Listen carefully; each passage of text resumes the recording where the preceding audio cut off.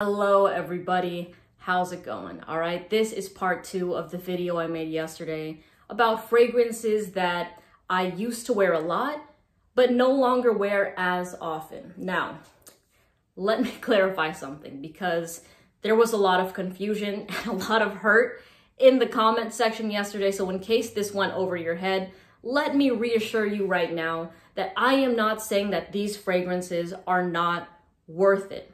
I'm going to reiterate, I am not saying that these are not worth it. I am saying that I personally don't use these as often anymore because I love other scents much better. All right, you're all smart.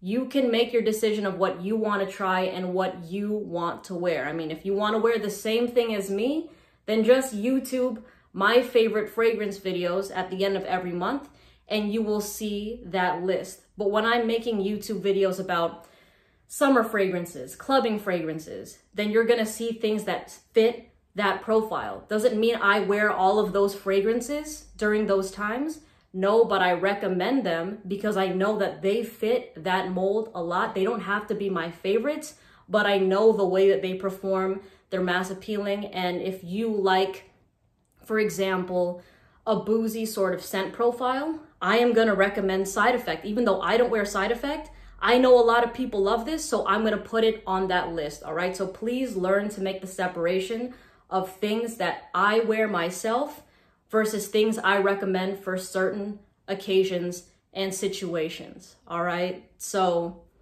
if you wanna, again, if you wanna look at my favorites, just type in me and my favorites. If you want something for a specific season, type in me and summer scents, all right? They still bang. Those fragrances are still amazing, but there are some that I just like more than others, and that is not a crime, all right? So starting off with Noir de Noir by Tom Ford. Honestly, hands down till this day, this is still my favorite chocolatey fragrance because it has this dark chocolate, rose, sort of luxurious, upscale, sophisticated type of scent that is very sensual, absolutely gorgeous. And you know what? I remember the first time that I got this. This was actually my favorite Tom Ford for a very, very long time. It was my signature scent. I wore it even when it was hot outside. I wore this to a barbecue once. Do I regret it? Not really.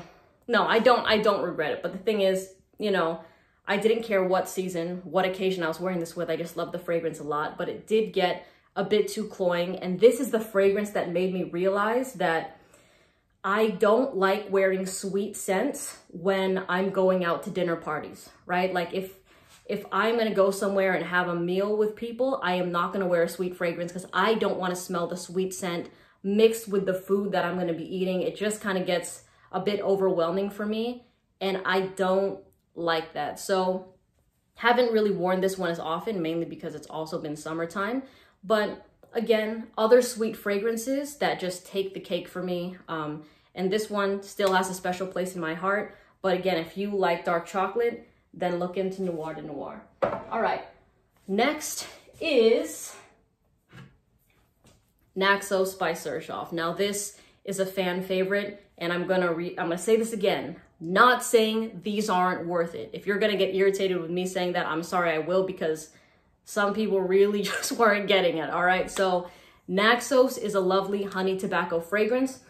And the reason I just don't wear this as much anymore is, well, first of all, we're in the summertime. But second of all, like I've told you many times before, when I love fragrances, I use them nonstop. I like being known to rock certain signature scents. Like if you're gonna hang out with me at nighttime, then you know that I'll smell like Carlisle. If you hang out with me in the daytime, you know I'm gonna smell like Salt and Pepper and Elysium. You know what I mean? I like being known to smell like a certain thing. I'm not always changing my fragrances day by day, you know? So for me, Naxos is still really, really lovely. And I know that during fall and winter, I will wear this fragrance again once in a while, but it's been dethroned. That's really what it's come down to, you know what I mean? And again, I will still wear this fragrance. It still has beast mode performance, great scent trail, great projection, still very mass appealing. Like if you go out and buy this bottle, you know that it's gonna be compliments galore wherever you go. If it's nighttime, during the daytime, this might piss some people off.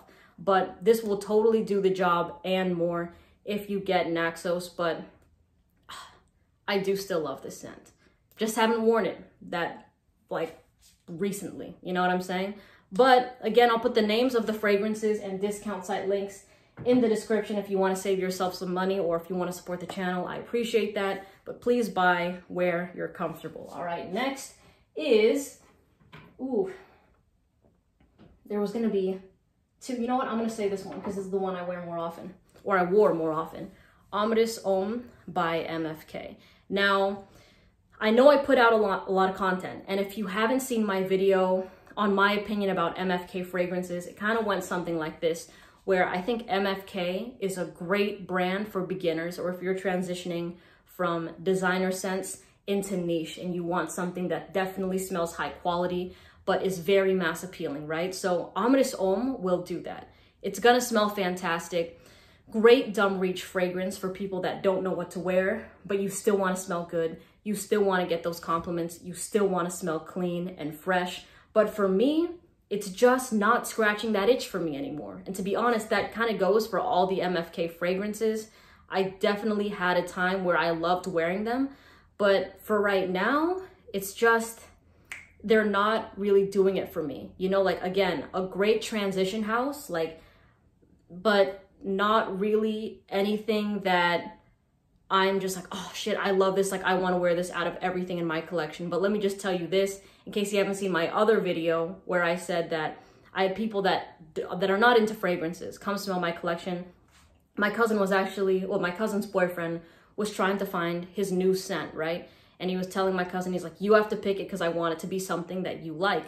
So she was smelling like everything in my collection and didn't like them. She was like, no, no, no. She was very picky, right? But when she came across Amadeus Homme, she was like, hey, come here. And then she sprayed it on him. She's like, yeah, that's the one. You need to get this one. So this definitely has, like, this has the mass appeal. You know what I mean? You know when you're getting Amadeus Homme that you're getting a fragrance that will get you compliments, that will make you feel nice and confident when you're wearing it, because it does no wrong. But for me, it's just that I no longer, like, that is, you know, the bar is a little bit higher for me in what I like. I mean, I still want the fragrances I enjoy to check off all those boxes, but I want it to do more than that. You know what I mean? This just kind of meets those boxes, but it doesn't take me over it. So Amadeus Homme by MFK. All right, next is, oh man, I gotta sneeze. Don't sneeze, don't sneeze. All right, Intense Cafe by Montal. And a similar thing happened with this fragrance like it did with Noir de Noir, where I wore it a lot in the fall and in the winter. Really, really loved it. The best time to wear this fragrance, if you're asking me. But wearing this when I was like having meals with people was nauseating. I was like, I don't want to smell this like sexy coffee rose fragrance while I'm eating pho. You know what I'm saying? Like, I hope that there's people that kind of understand where I'm coming from with that. But that's the reason why I don't wear this as much. Like, if I am just gonna go out and hang out with people and it's cold outside, I did wear this and I sprayed on my sweater and people loved it, absolutely loved it. So this does the job and more, it really does, but it's just not my personal favorite, especially when you're comparing it to Carlisle. If there was two of these hanging off a cliff and I can only wear one for the rest of my life and the other one I could never touch ever again, then I would grab Carlisle and I would let this one drop, just because it's just my personal favorite. That's my favorite sweet scent, you know what I'm saying? Now, I think, oh, okay, this is the last one. Because if you're an OG in this channel, then you know how I used to talk about DesirToxic by M. Micallef. Now, this fragrance got dethroned by a scent that got dethroned by another fragrance, all right? So if you watched my video yesterday, then you know that, you know, Leighton is something that I still really enjoy, and I'm always gonna recommend it because it's the shit. But it's kind of like the MFK situation, right? Where it checked all those boxes, but I wanted something a bit more unique, a little bit more daring. So Carlisle did all of that plus what I wanted. So DesirToxic was a fragrance I tried before Leighton, and it has some similarities to it, you know? Like a nighttime, sexy scent. Definitely didn't perform like Leighton, but I think the more I was wearing this fragrance, the cannabis and the patchouli kind of like started weighing on me more. Like those were the two things I wasn't the biggest fan of with this fragrance. Like I could tolerate it, but like I didn't love it as much as I loved the black currant and the cinnamon in this fragrance. You know what I'm saying? So the more I started wearing this, and then when Layton came around, I was like, okay, so Layton has similar qualities to this, but it doesn't have the cannabis, it doesn't have the patchouli, and it was just a really nice all-around fragrance. So that's kind of why this one fell off to the side, just because there were just some quirks to it that I could get with, I could tolerate, but if they weren't there, I would like it even better, you know? Also on top of that, this had decent performance, but it's more of like a close encounter type of fragrance in my opinion. And it's a sweet scent, so you would think it would have a nice scent trail, great projection,